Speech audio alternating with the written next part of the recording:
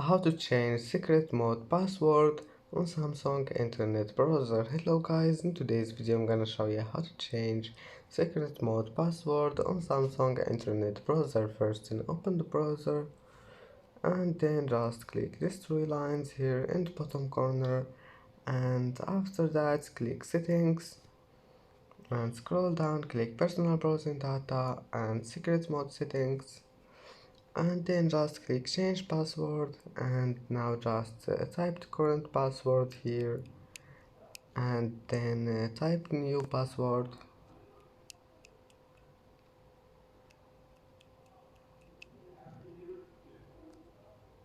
and that's it for today's video. If you like this video, don't forget like and subscribe, and thank you for watching this video until the end, and see you in the next video.